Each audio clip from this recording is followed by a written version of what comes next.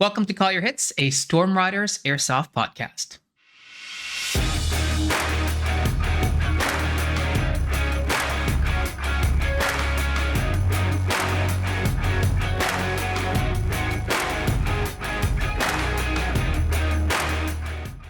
Thanks for joining us, everyone, and welcome to our community podcast for 2025. Community Day is something that we do, or we try to do every year, where we get together and as a community hang out, for a part or most of the day, and really shine the spotlight on just the engagement that we have as a group of people and our love of airsoft. And this year we're going to have a stream at time of recording. We're going to have a stream of the event Operation Last Refuge Homecoming, which I hope many of you will get a chance to join us to watch. And in addition to that, we are also recording the Community Day podcast, where we have asked members of our community to send us 5-minute clips of themselves talking about a particular topic of airsoft that they are passionate about, for us to discuss, to listen to discuss, and sort of react to, and have a bit of a conversation. We have not listened to any of these, so we hope that they're not rude in some way, shape, or form, which we highly doubt given the people that we have in our community.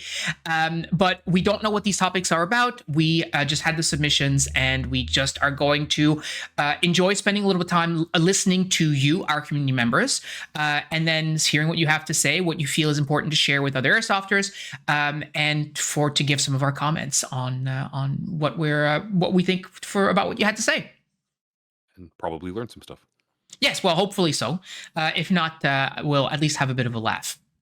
So we're going to go in no particular order. We have 5 different submissions. They are 5 minutes long. We took 1 submission from each person. We'll start by looking at the first one. That is from Josh. One of our community members from... Good shirt, Josh. Yeah, good shirt. Yeah, definitely. Josh is one of our community members from Germany. Yeah, apologies for the sort of like weird setup. Riverside, which is our normal recording platform, is not available, so we're having to sort of MacGyver some stuff together. So here we go. We're going to start with Josh. Hello. Let's talk about radios. Radios are something that is really useful for airsoft, but also something that is shrouded in a lot of mystery, because most airsofters don't really spend a lot of time with radios. So I'm gonna spend 5 minutes to talk about them and to maybe demystify things. First of all, let's get the legal stuff out of the way.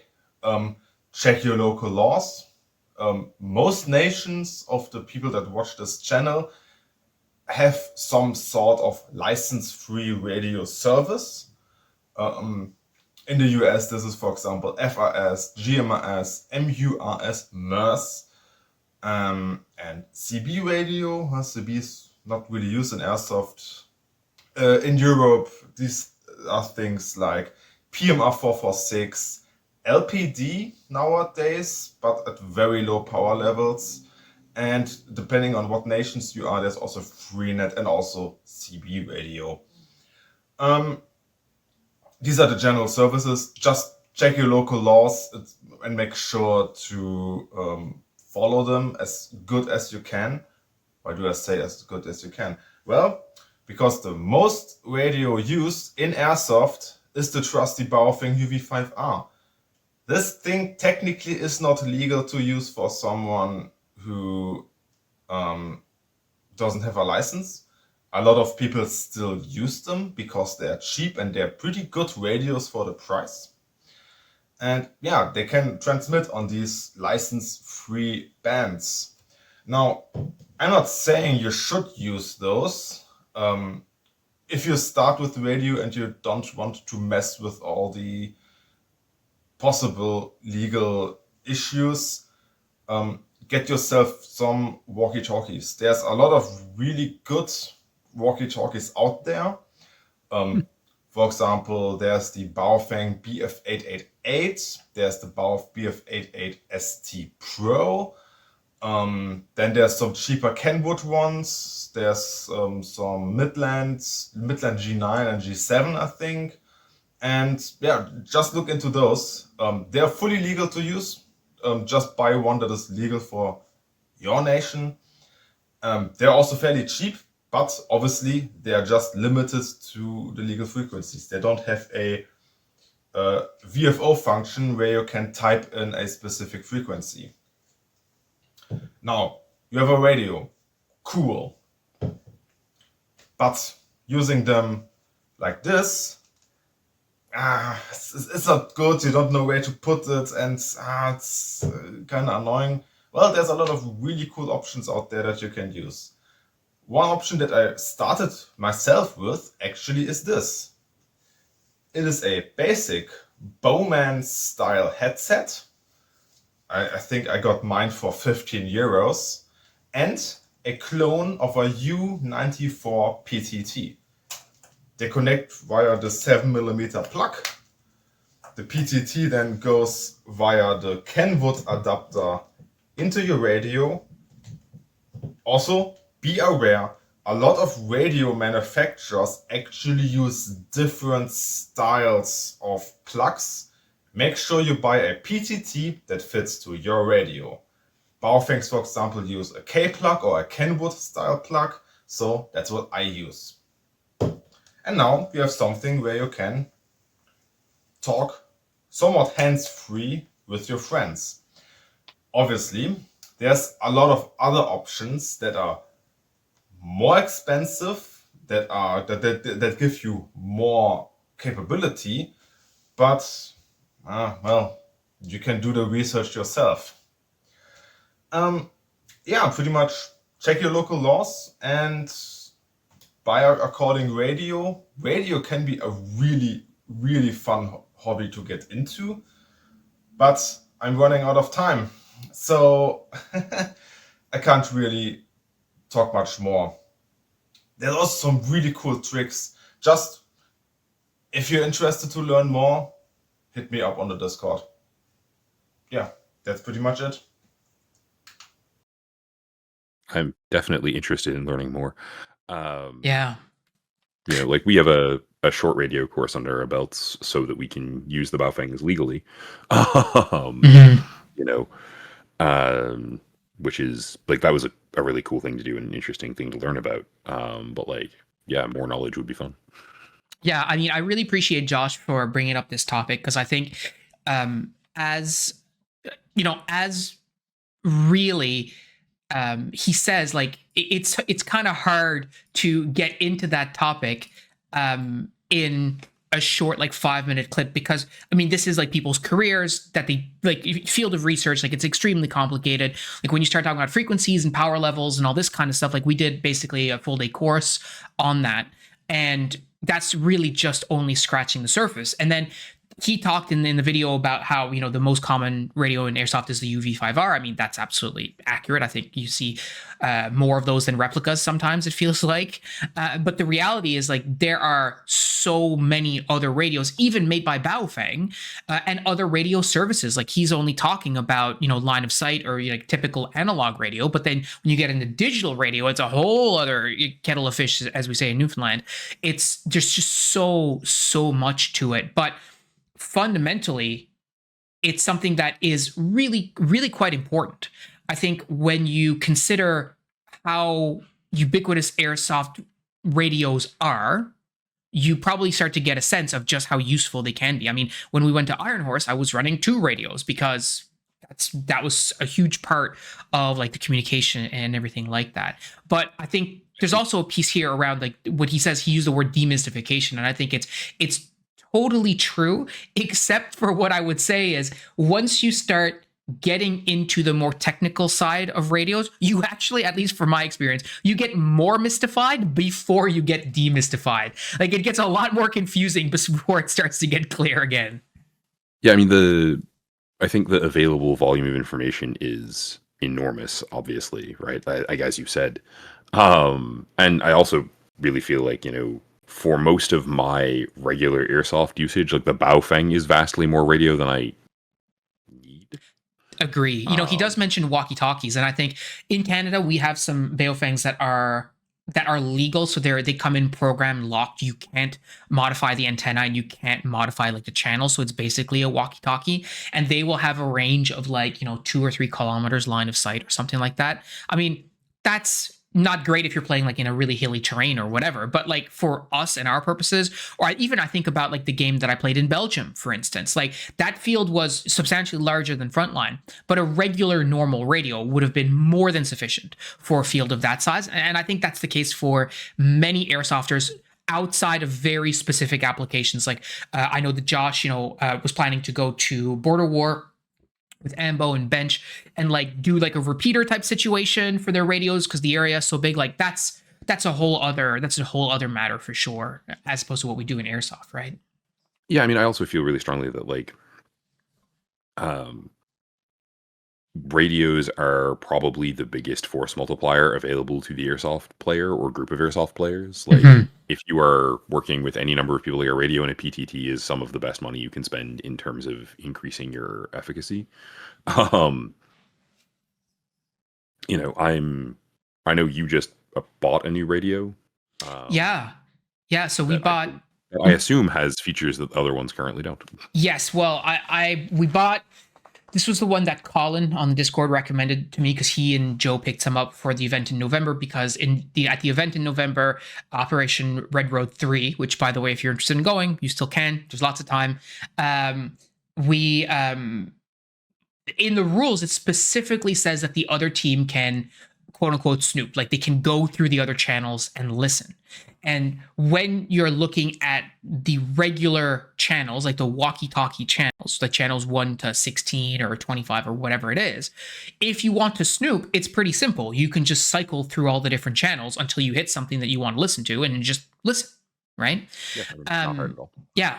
But so with digital radio, it's very different. Like digital has encryption, it has like color codes, I think, and it has like call groups and a bunch of stuff that I don't understand yet.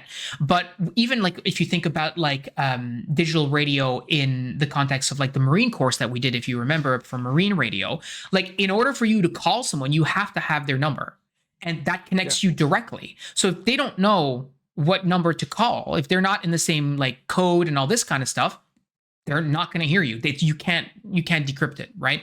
So that's something that we picked up. I'm only scratching the surface of what that radio can do. It's vastly more radio than I've ever even considered using. More radio that was covered off in the course that we did, that's for sure. It's got built-in GPS and all kinds of crazy stuff. So there's going to be a fair amount of learning curve to getting, at least a little bit of juice out of that in terms of like the benefit. But yeah, it's something that it's really interesting. I don't know if I would necessarily want to really geek out about it in my own time. Like, I don't know if that's a hobby that I would pick up myself. Not that I need any more hobbies, mind you.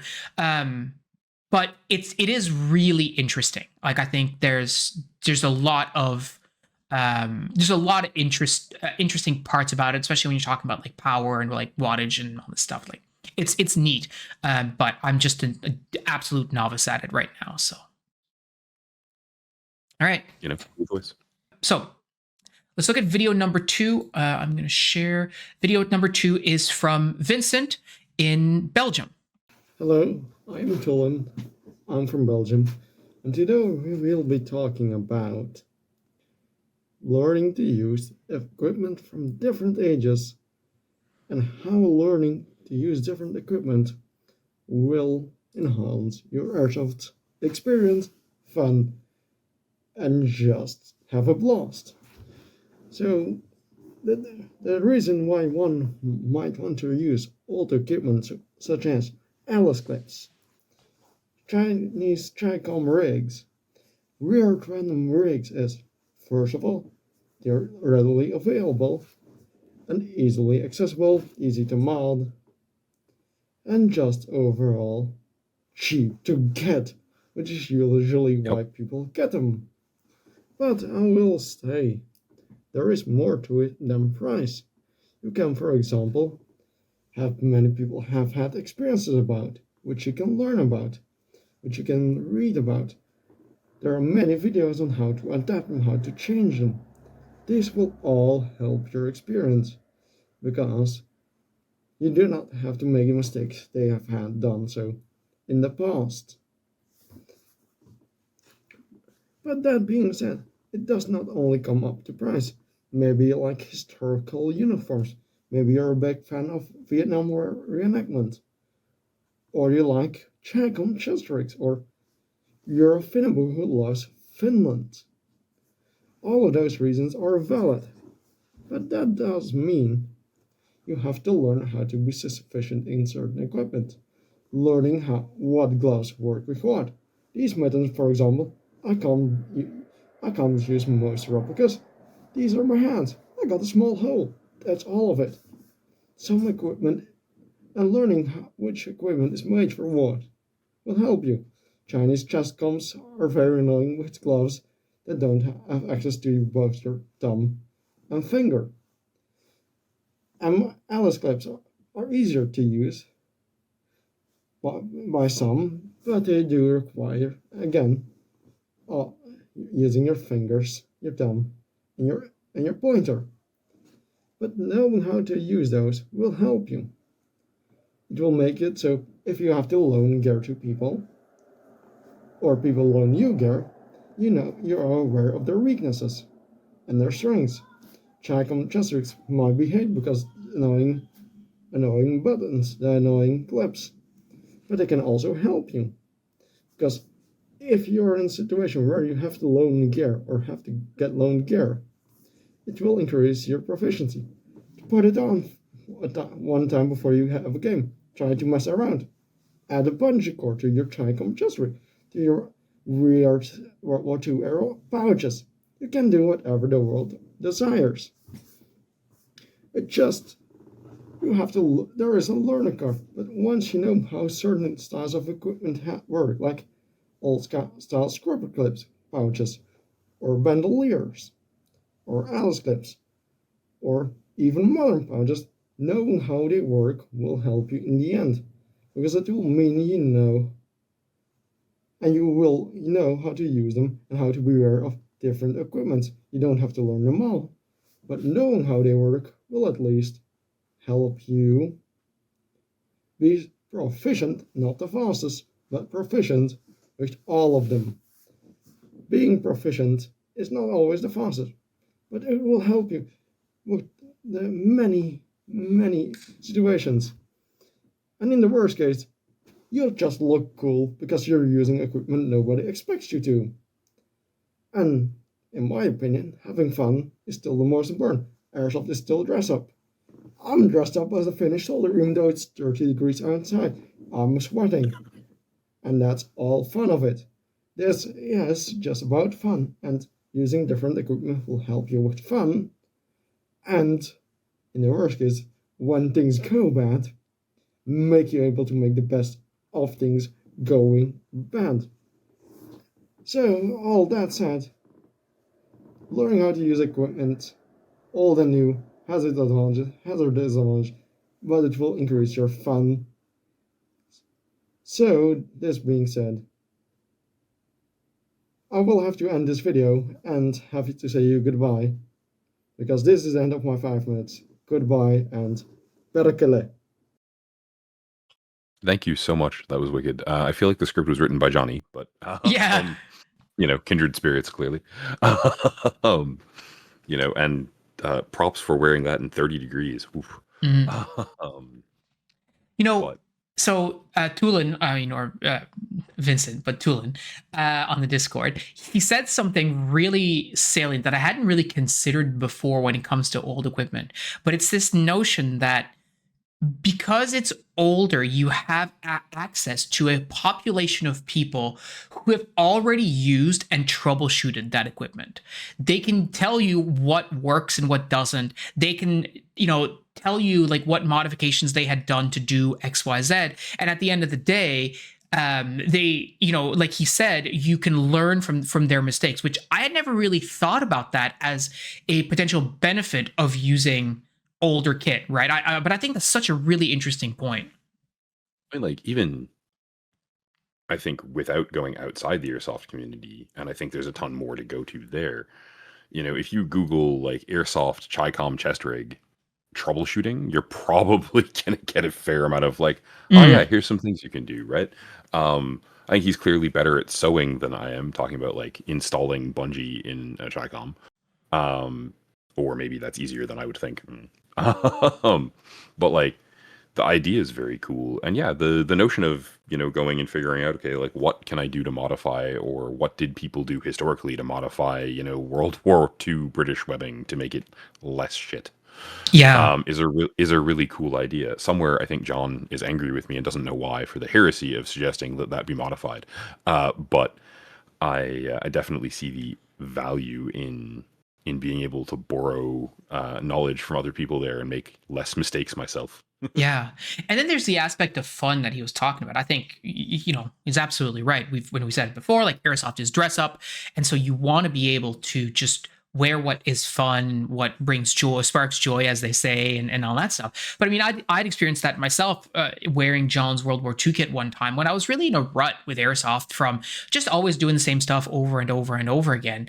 And then you get into, a kit that you borrow from someone, and then everything changes because it's not the same game that you're doing anymore. You don't have a red dot. You don't even know, like in my case, like I didn't even know where the mag catch was on a Thompson. I just had to figure it out. And like that really realigns sort of where your thinking is with respect to Airsoft. You're not, you're troubleshooting and problem solving other things that you typically don't problem solve for, which is a really good way of breaking up the monotony, I mean, like I played a bunch of games with the Garand and I really liked it.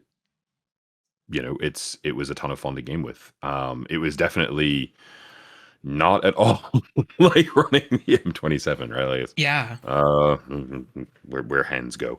And reloading it was definitely also very weird, and it was an AG, so it was not reloading it like a Garand, but it was very cool. I love borrowing especially AKs from people on our team. Like Steph's AK is extremely fun. Most iterations of it have been extremely fun to shoot. Mhm. But it's a very different setup than what I'm used to. So brain has to do different things, which results in me getting shot more, but like that's fine. Yeah. Yeah, it's just, I really like the idea that he was sharing in this video of like, get good at, using old kit, or at least get proficient at using sort of anything that can be dropped in your hands. And obviously, the first thing he talked about was the price point. And, it's true, like, especially when you're looking at old kit, and it does, especially like, I mean, it can go, the pendulum goes both ways, right? It's like, it's so old that it's like a collector's item, in which case it's expensive. But then there's stuff that's like halfway more recent that is so prevalent and not yet a collector's item. And an example I can give is when I built an FLC rig, right? Shout out to Matt, the Storm Wizard, who is probably coming up in one of these videos and also loves the FLC. Yeah. But like when I went to buy one, it was like, I don't know, like $12 or $15, something really cheap. Because firstly, everyone hates them, but like they're so prevalent and they're not old enough yet to be an antique, right? But not new enough to be in actual demand in like the real world. So you are in this weird space where it's actually really easy to pick it up and then start using it. And for a lot of gear, that that's a direction that you can take too. So I think there's some value in thinking about that. Totally. I mean, like, how much is a Chicom? Like, I'm reasonably sure I could open a tab in Amazon have a Chicom delivered to my house tomorrow for like $12. Yeah, probably so. Yeah, Right. they're not very like, expensive. Is it going to be well made? No. Does it matter? No. That increases the amount of like probably halfway okay chest rigs I own. It certainly increases the amount of chest rigs that'll take an AK mag I own by 100%. Yeah. All right, let's look at the next one. This one is from Thomas, I should say, Flub on the Discord. And again, like I can't thank these guys enough for sending these videos in. This is just a bit of a treat for us. So here we go. As much as I love nerding out about anything, I also love hearing people nerd out about things. Yes, absolutely agree. Hello, I'm Flub from France. Today I want to talk about taking in Airsoft. Could have talked about other things like how I got to hang out with my cousin, which is pretty nice, meet new friends or do exercise outside, which is pretty important. But I decided to talk about taking because it's something that I feel is pretty relevant to me. So before I got into airsoft, I've been doing RC stuff like RC planes for about 5 or 6 years, and I've always been like doing stuff with my hands, like building stuff and fixing stuff. So I've always been into that side of like manual stuff. And when I got into airsoft, it was only natural that I got into that as well. So I did have to get help from, for example, Shaz on the Storm Raiders Discord server. And I get help Because from Chaz. while I'm pretty good with my hands, I didn't know exactly where to start because I didn't know what I didn't know, pretty much. And airsoft taking at its own specifics that kind of have to learn about. But pretty quickly got into it. And now what I do with my cousin and brothers is we pretty much only get used guns and rebuild them how we like. So get to fix all stuff, which is nice. I mean, I do. And we also save Relatable. money on that, because what's the point of getting a new gun if it's to swap out all the internals? So, for example, I have my VSS, which I did a lot of work on. It's a CIMA VSS, and I converted it to HPA with a Kaitira. And as far as I'm concerned, it is the only Kaitira CIMA VSS in existence right now, because the CIMA VSS, it's pretty cheap compared to the ones, but it used the gearbox with offset nozzle, so you can't really use a Kaitira, and even with like a F2 it would be pretty complex. So I was just like, sure, I'm gonna make a new gearbox shell to like all the Kaitira in a different place so I can use it. And if I just was getting into it, it would have been pretty hard. It requires plenty of like 3D modeling skills, which takes a few years to get to as well. But no, I have this. It's also silent because that's the fun. And I guess my point is, taking isn't necessarily hard, but it requires some training. Like, if you do it for some time, you will get good, and some people have a base understanding that's better than others. But you don't get like super good instantly. So I guess the point is, training makes perfect, just like many other things. So if you want to get into something and get good at it, don't just wait for it to happen, and just do it. You won't be good to start with, but I guess the fun is the journey to get there. And yeah, I think that's the message I wanted to convey.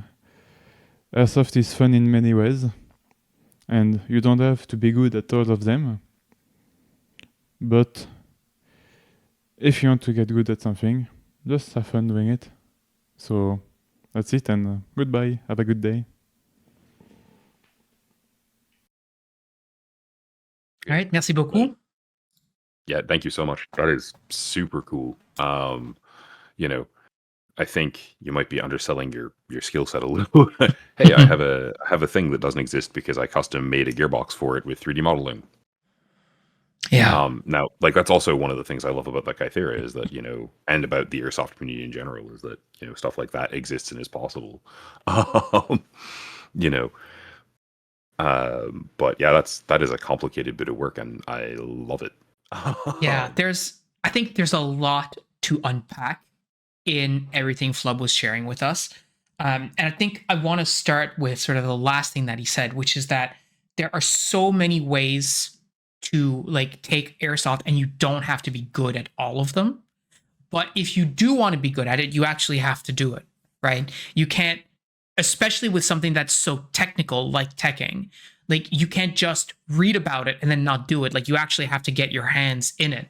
And various people will have different like practical levels to it. Like I can replicate what you show me how to do with teching, but my mind doesn't really work like that. So I can follow the process and I can do what I need to do with it, but I can't get creative, right? Because I don't have the experience or really the breadth of knowledge to be able to do something like look at a Cyma VSS and go, hey, I'm going to figure out a way to put a Kythera in there. Like to me, that's like, there's no way. But I also haven't spent any time trying, right? And I mean, it's funny because he said, that it'd be difficult to do this with an F2, and like I know what putting an offset nozzle into an F2 looks like. Like there are some that are you can just buy it off the shelf and put it in, and it will mostly work fine. But like the notion that he expressed that sort of this is try it, poke at it, do it. Except that you're not going to be amazing at it starting out, but that if you want to actually learn it, you can. Yeah, we have a bunch of videos of me saying something to the effect of like, there are no magic fairies inside your airsoft gun. There's a fair corollary of, but the first time you take it apart and put it back together again, it's probably not going to work. You'll have to do it again. It's you might do it great, awesome, but like a lot the average person.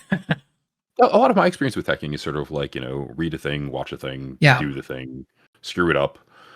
Ask Chaz why these tiny wires break so easily when you're working on a HPA gun. Like that's a great point too. And he started off by saying that too, right? Which, shout out to Chaz and really our Discord community in general. I mean, we've been doing this for, I think almost like 5 years now, something like that. Yeah.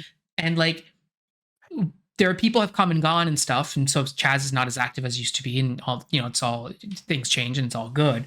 But that means that people who started off in the Discord, even people like Jordan, for example, now they're 5 years on. You can do a lot in 5 years. You can grow a lot. You can learn a lot. You can really grow a skill set. And credit to where it's due with Flub. I mean, he didn't start off building Kythera VSS, customs, although I don't know if Kythera existed back there. But the point is, he didn't start off doing that. He started off with smaller stuff and worked his way up to something like that. And yeah, I really like his message of like, if this is something that you think would be fun, and he obviously does, and we share that opinion. I think it's kind of type 2 fun, but regardless, that's something you want to work on, right? That's something you ought to work on. I mean, I really love, I think I started to approach like sport hobbies, especially, but hobbies in general, like this because of being asked this question at a kendo grading and seminar. But like, what does this bring to your life other than itself, right? Mm-hmm. So like, what can you get out of airsoft other than going and playing airsoft? Community, friends, hanging out with your friends, doing podcasts, Yeah. But a really useful takeaway from almost anything that you can get into is just, and to be clear, I suck at practicing this a lot of the time. But just, hey, do you want to go play airsoft? Okay, cool. How do you get good at that? Do you want to get into painting? All right, cool. The first thing that challenges anyone you're trying to teach art to, even like little kids, which is wild to think about for me, is when you go, okay, draw a person, they expect the thing they draw to be Da Vinci. Mm-hmm. Yeah, right? Totally. And like, not, the thing they draw 20 years, the first time you pick up a pencil, you go, okay, I didn't draw Da Vinci, so I'm bad at art. Right? Yeah. The first time you pick up an airsoft gun, you're like, okay, this doesn't work perfectly. The first time I took apart and put together an airsoft gun and had it work was a TMP90. And like, it definitely didn't work as well when I was finished as it did when it was new. Mm-hmm. But it had stopped working in between those things. So it was pretty good. Yeah. I'm a lot of years on from that P90 of tinkering with airsoft gear, and like the fun to me, and like I'm not, or at least I don't think of myself as like a mechanically inclined person. But like the fun for me is, what can I make this do? Yeah, absolutely. frustration is regularly like, oh yeah, I pinched this tiny wire, Chaz, help me. It's just what dumbass thing am I gonna do on the way? But like, if you accept that that's part of growing skills, like, um, you'll do better with stuff. I think of myself as, and people keep telling me I'm a pretty good teacher, but like, I definitely have screwed up how to teach things along the way, and probably will again, right? Yeah.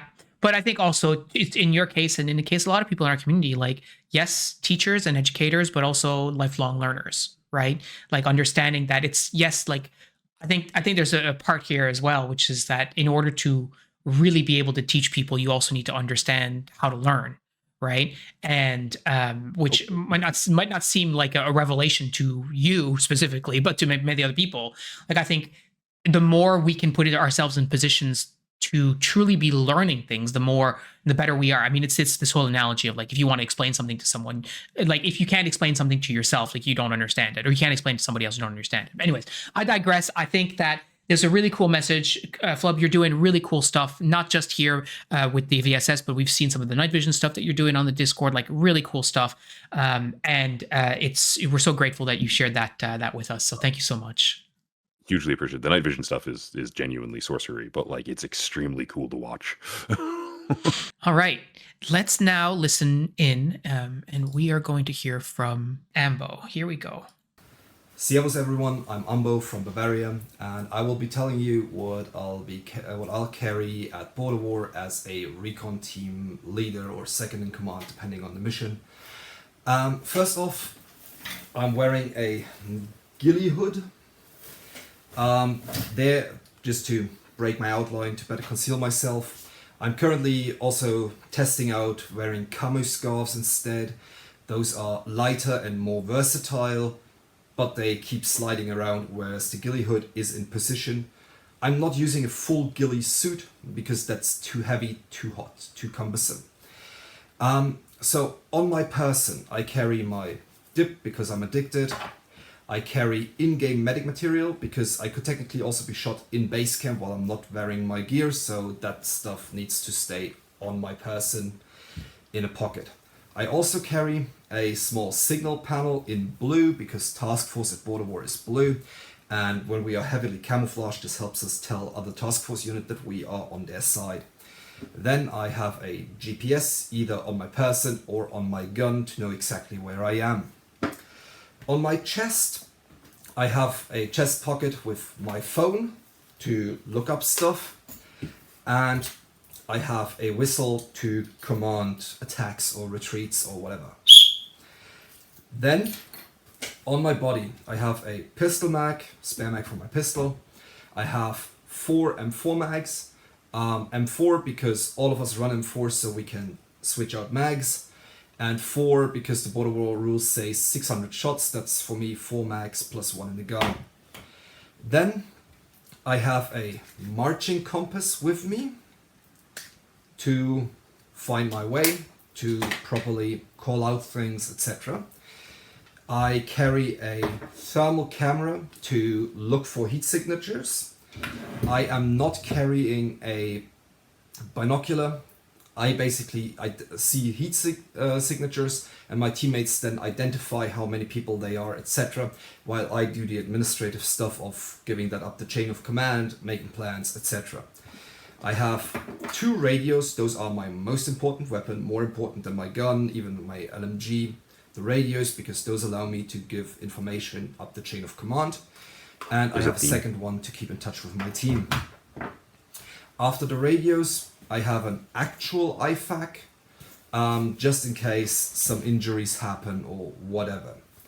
Then I carry 5 liters of water, because if everything goes well and we don't get shot out, our mission will go 12 to 14 hours, probably without a refill.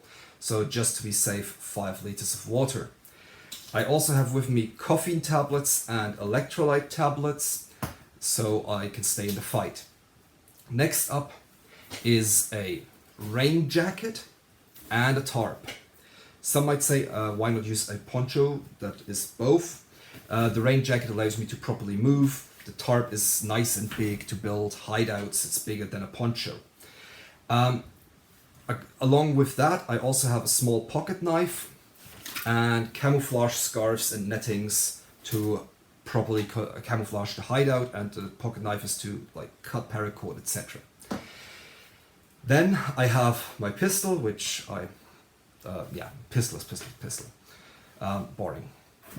And then we come to basically the heart of my kit. My office contains a small headlamp and this beautiful office pack here, which is a map, a notebook, different markers and pens to write stuff down, and a compass to plan my routes so that I can exactly mark down who is where are we going, what are we doing, and give that information up the chain of command so that we as a recon team are useful. And also of course I carry snacks, cold stuff that I don't need to heat up, that gives me quick energy and is easy to eat. Thanks for listening. I hope this was informative and have a good day. I also like the teriyaki. How big is, like, this is probably a stupid question, but like, how big is the AO they're playing? Oh, it's absolutely massive. Like, it's bigger than, for our reference, like it's bigger than the Maddox Cove AO that we were playing, right? So it's nothing for them to do, like to walk a half marathon, or more, maybe even a full marathon, 42 kilometers. Like, just it's quite large. And I think the thing about the recon team is that, as Ambo's talked to us about before on the show, and in the Discord, like they're always going to be moving around, right? So the whole purpose, Kind of the point, right? yeah, exactly, right. I think it was so interesting. Like, when people hear recon in the context of airsoft, often what they assume is like just like a sniper team, like a guy with a bolt gun and a guy with like their escort or whatever, as opposed to, what's very evident in what Apple was talking about is the recon element of his job is way more about the notebook, his office as he called it, and the thermals and their ability to spot and relay information on the radio than it is about anything else, right? Yeah, I mean, like it was pretty clear to me that that he was more interested in that stuff, which is awesome. Like, I love that. That's so cool. He was more enthused about that than he was talking about the replicas, which is very different from a lot of vectors of airsoft, right? And I love different ways. I mean, we've got 4 so far, right? Different ways of playing this, different ways of enjoying this. But like the degree to which he's not doing the same thing that I'm doing most of the time at airsoft is really cool. And obviously the fact that, functionally, I assume that he would prefer never to pull the trigger. Yeah, Right? presumably. Because if he's pulling the trigger, he's in contact, and really that's not what he's there to do in terms of like playing within for his team's goals. That's so cool. Yeah, and like if you think about the context of what he was just saying, like, so I have a a marching compass, but I have a like a protractor compass so that I can plan my routes and all this guy. Who plans their routes during an airsoft game? Like with their squad movements and stuff. Like it's such a not, I don't want to say rare occurrence, but it's such a specific skill set, right? It's so fine detail into a world that is actually way closer. When you think about mil sim, like that's a lot more mil sim than a lot of the other stuff that you typically see at like mil sim events, right? I mean, like if you think about even the game this summer at Maddox Cove, right? Like most of the players weren't trying to do a whole lot of map and compass work. And like as we've talked about before, one of the big downfalls, like one of the big shortcomings for a lot of those players was also like, okay, so I'm lost in the woods. Yeah, can't even read a map, right? Yeah. Like I've got a bunch of guys.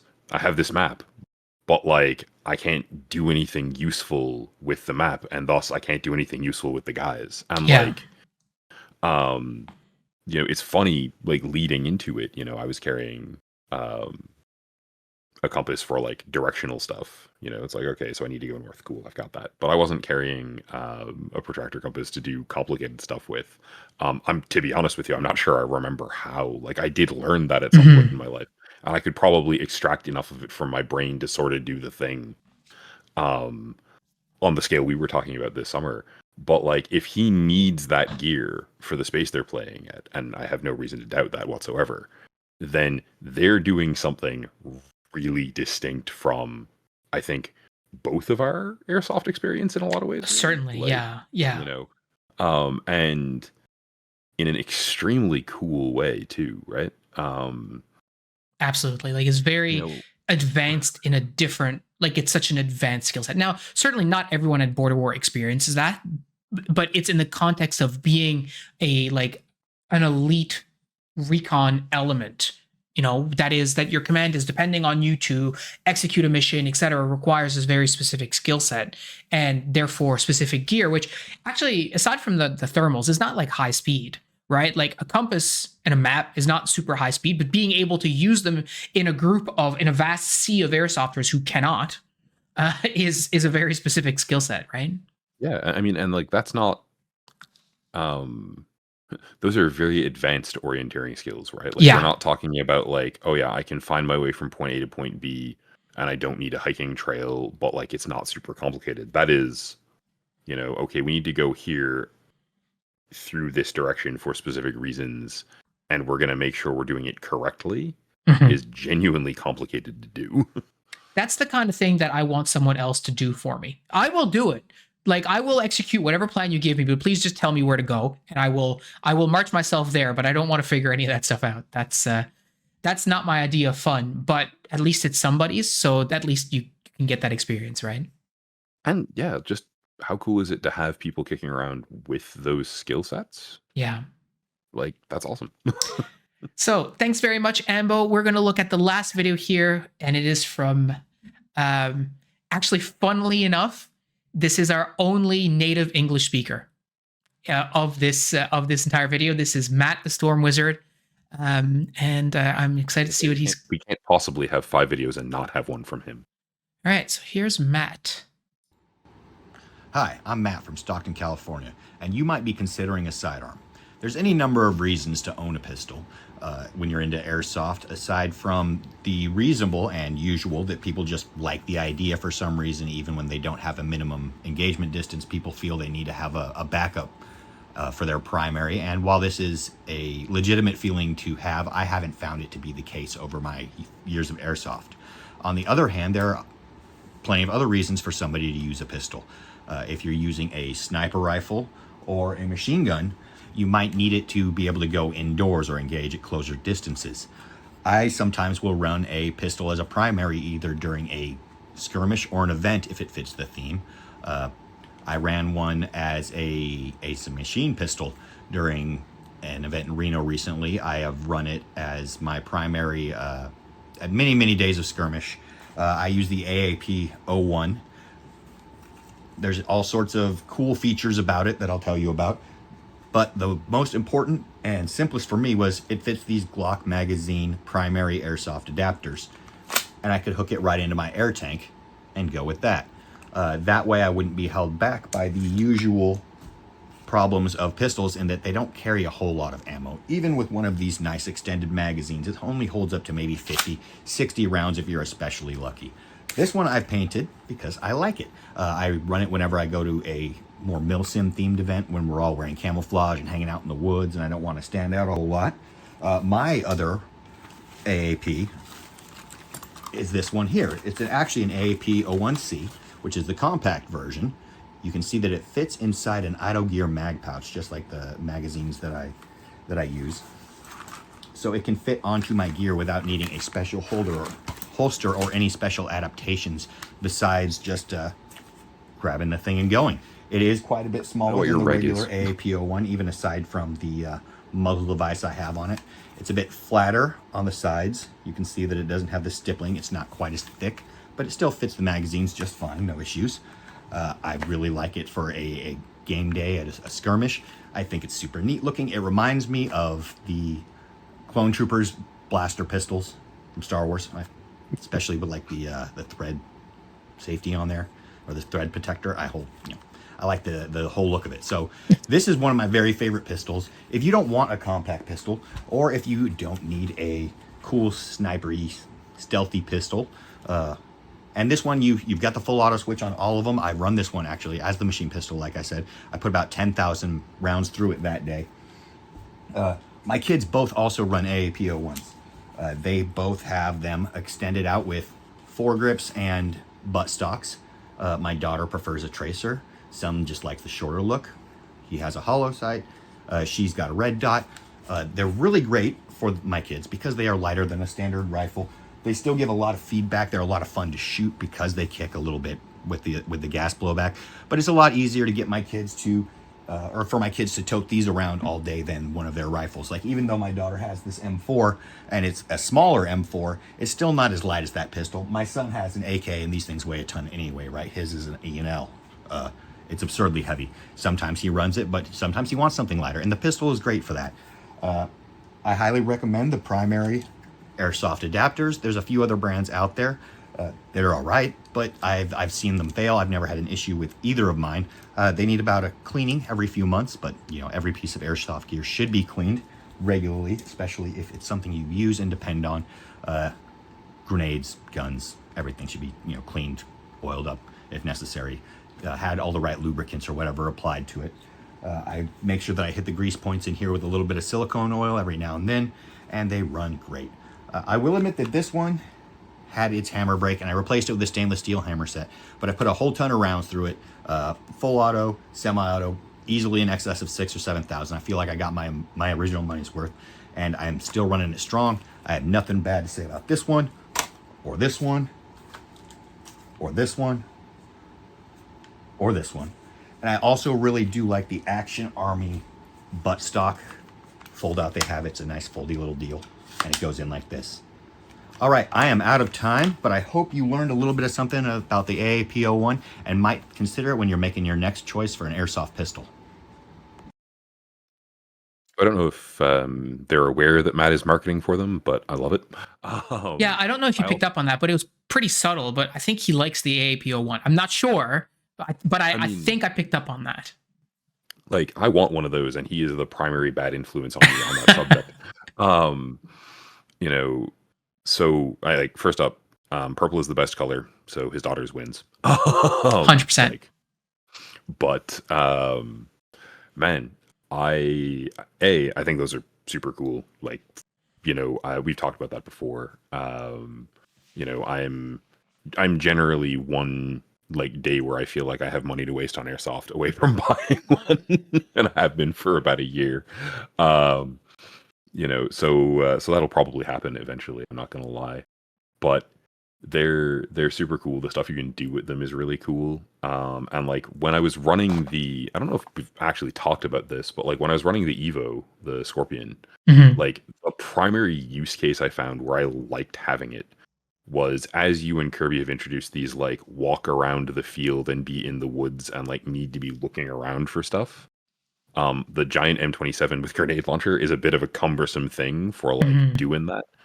And there was one game where I just like tucked the stock in and basically used it as a machine pistol and just, fired full auto in the general direction of anyone shooting at me while I looked for stuff. Yeah. And that was genuinely useful. Like, there are definitely game modes for airsoft where I could see myself really quite liking having that as a tool. Yeah. And, I think Matt made some really great points. I mean, obviously the use case of like, you have kids who want to play is not one that I can relate to, certainly, because that's not my sort of space, but really salient, right? So obviously there's a lot of people in our community who have kids, right? Or who are thinking about having kids, or we have people on our team who just had kids, and those kids will presumably, turn into teenagers and stuff who want to play airsoft, and maybe even younger. Because I know, shout out to Matt's daughter, Bear. But like I don't know exactly her age, but the point is she's quite young. She's playing airsoft with Matt. It's awesome. It's something they can do together. So like, if you have a tool or like a replica that they can use and feel like they could really get behind it, like literally and figuratively for a whole day, well then, awesome, right? So that's a really interesting use case. He also said, which I think is, he started off by saying they're fun and all this kind of stuff, which is true. Like, how dare you have fun at airsoft, right? But like, the feedback part I think is interesting. Like they give you feedback, right? That's one of the coolest things of using gas blowback, or gas anything, is the sort of that like that feedback that you get from the device, right? Like nobody feels cooler. At least I never felt cooler slapping a mag into my GBB pistol and like racking the slide. Right, that feels awesome. Right, that sort of tactile sort of connection to your replica is just such a great feeling. Right. I think the two most saleable things for like getting someone to try a piece of my kit and then having them be like, I want to play airsoft, that I've owned are, I'm gonna put the GBB second, like GBB pistols second, because I genuinely think the 203 beats them out in terms of people pulling the trigger and being like, okay, I want to try this. Yeah. But not by a lot, right? The fact that the gas replicas kick is really, really cool. I mean, like, John picked up a GBB AR and it's awesome. Yeah. Right? Like, I don't currently feel like I want to sink the budget into having one of those because I'm so happy with really just like the M27 is just sort of peak performance for me. Like it does everything I want it to do exactly how I want it to do it most of the time. So I'm not motivated to go buy a GBB. Certainly, yeah. Right. But at the same time, like I do spend too much time on Airsoft buy and sells for a person who's trying not to spend money on it. I'm stunned. It's a work in progress. Yeah, exactly. Right. I don't always claim clever. But like the ease with which you could sell me on buying like a gas 416 is higher than I would probably like to admit. Yeah.